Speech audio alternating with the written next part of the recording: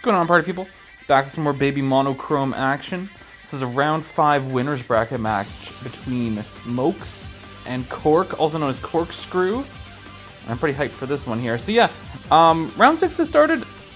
Don't see any round 6 matches posted yet, so I'm gonna go over this one here. So yeah, this is one from the winners bracket. So there you go. Winner of this match stays in the winners bracket for round 7, I guess it is, and the loser will join the losers bracket into round 7 as well. So yeah, this is kind of like a round 6 match, I guess, in a way, because both these players are kind of like everyone's going round 7 anyway. It doesn't matter.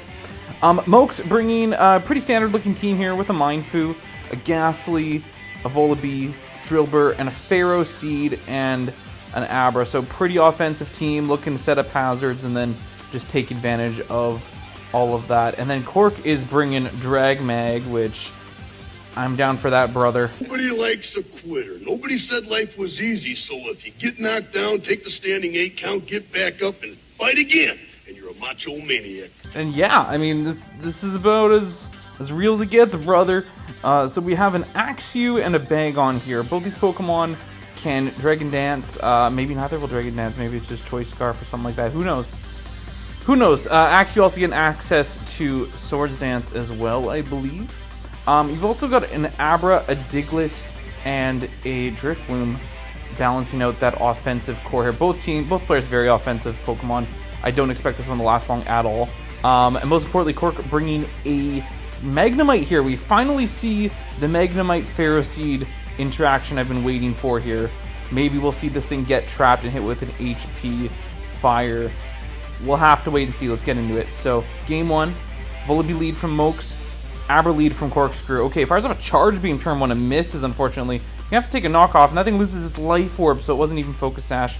Gets the Charge Beam off on the follow-up, and it won't live a second knockoff. Unfortunate start for Corck. In comes the Diglett, just looking to set up rocks. It's going to take a Brave Bird thanks to the Focus Sash item.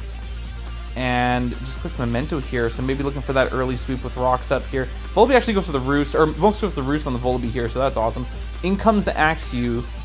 There's the Dragon Dance, and Volibee clicks U-turn to get out of there. In comes Mindfu.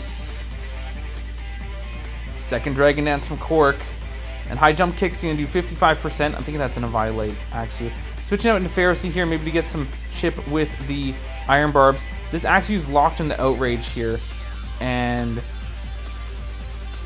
just keeps taking shape. It is confused here. It's going to drop to a Giga Drain. So was able to punch a bit of a hole into Mok3s' team, but I think Mok3s dealt with this whole situation quite well considering. The unfortunate thing is that Pharaoh Seed is low and no hazards have been set up yet. In comes the Bagon, just setting up a sub right away. So T-Wave will fail on the sub. Has to switch into Drillbur here.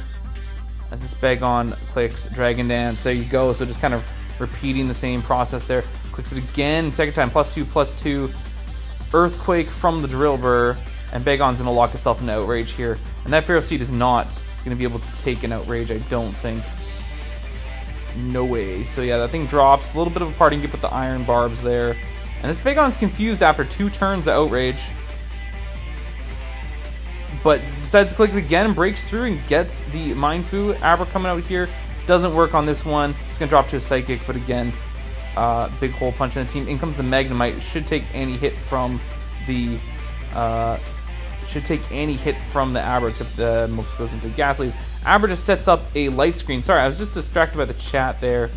I think that was just a sorry considering the full the confusion, which is, I mean, I don't know, you broke through once, whatever. You know what you're doing when you're trying to break through confusion. I mean, it's like, it's 50-50, right? You know, it happens or doesn't. Corck got one, Corck didn't get the other. It happens. Ghastly clicking Taunt here on the Magnemite, so he can't set up another screen. Actually, Volt switches out instead. In comes the Drifloon. Then doubles back into Magnemite on the next taunt. Okay. Takes the Shadow Ball very well as Magnemite just Volt switches out there for the KO. Drifloon from Corck. Mok3s gets a bit of switch initiative here, able to go into Volibee. Quick Brave Bird there. And has taken, actually drops to an Acrobatics. I think it's going to outspeed the Abra now, which comes in. It might have a Focus Sash. Acrobatics, yes, it does have a Focus Sash. Quick Charge Beam here. Gets the boost. In comes Magnemite. You need HP Fire Fighting or something. Don't have it though. Psychic's the only move, and Volt Switch is going to drop it. So maybe that Abra didn't have the coverage it needs. I do wonder if HP Fighting or Fire would have gotten there. I don't think it would have without a crit, actually. If Psychic's only doing 40%, so... Yeah, because what? It's base 60 plus stab, so that's 135, and then, yeah, you would have needed a crit with a hidden power. I don't even know if crit Psychic would have gotten there. I mean, of course, it's Little Cup, so I mean, there's all the weird rolls with the HP and whatnot. I'm definitely not a skilled enough player to know that, but I have a feeling that needed to be an HP, Fire, or Fighting, and a crit to be able to come out on top there. So, yeah, honestly, I'm surprised this game got to 22 turns, but here we are. Very crazy game. And Corck's up 1-0. Let's get in game 2. All right, game 2. Mok3s, Corck. Corck up 1-0 here. Let's start with Corck's team. So Corck's bringing Sand. I swear I've seen the Sand team before. Maybe I haven't. I don't know. It's a pretty fat team, though, with the Hippo and the Lileep. I almost called this thing Cradilly. That's its evolution, of course. A Bronzor. A Fungus, a Drillbur, and what's likely going to be a Sand Force Diglett, and likely a Sand Force Drillbur at that. So there you have it. Pretty interesting offensive core there from Corck. Mok3s bringing a Mindfu. Ghastly, pretty useful Pokemon to have here with so many ground types on the opposing side. Likewise with the Volibee that they're bringing. Mok3s also bringing a Porygon, a Diglett, which is likely Arena Trap rather than Sand Force, and an Abra. So pretty cool team from Mok3s. Let's get into it here. So lead Porygon from Mok3s, lead Hippo from Corck, getting up that Sand. Turn 1. Sets of rocks immediately as Porygon clicks Ice Beam for 48%. Slacks off that damage. Playing with fire with the freeze here. Staying in. Trying to stall out some Ice Beams. Porygon actually wins the speed tie there as Hippo's able to get off the slack off.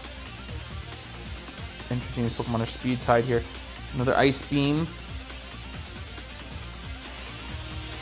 Gets it that time, so bit of a risky game at Corck's playing here. Maybe doesn't want to go and get Chip on Bronzor. Is what I'm thinking. Maybe okay with just dropping Hippo here. Hippo did its job, setting up the Sand and rocks. Staying here. I think Corck's got no problem stalling out some Ice Beam. Maybe there's a plan here. Some Ice Beam PP. Mok3s switching to Mindfu on this turn. Hippo clicks slack off, so it's back to full HP. Maybe wanting to knock this thing off, drop its item. Yep. Loses its Violet, so I think it'll be a little bit easier to deal with later. Gets big crit Earthquake on the Mindfu here. He turns out of there. Gonna get some regen. Live to see another day. In comes the Porygon. Traces the Sandstream. Of course, that's not gonna do anything since Sand is already up.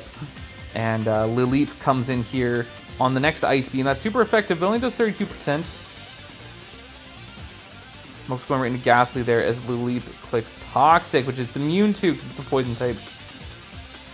And fires up a Wulibus on the Lileep. It clicks Hidden Power Rock, perhaps? And it's going to survive Shadow Ball quite well and able to just recover off some of that damage. It is taking Burn, but Ghastly's taking Sand, so there you go. In comes the Mindfu here, pretty low. Going to survive an HP Rock, though, or it's likely HP Rock. Gets stabbed there. Big high jump kick for the KO on the Lileep. Mindfu is getting low here. In comes the Diglett. Just quick Rock Slide there. Sand Force boosted, most likely. So Life Orb Diglett, important of note. In comes the Volibee here.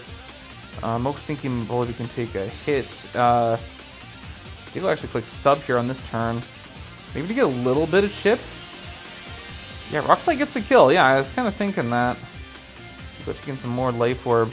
In comes Diglett over there. Oh, maybe having to risk a speed tie here. Now it's on a balloon, and it's going to live a Sucker Punch, barely. Follows up with the Earthquake, but the Diglett did some damage. In comes the Hippo for Corck. It's going to take an Earthquake pretty well and drop that Diglett with a Crunch. In comes the Porygon. Going to probably want to recover this turn.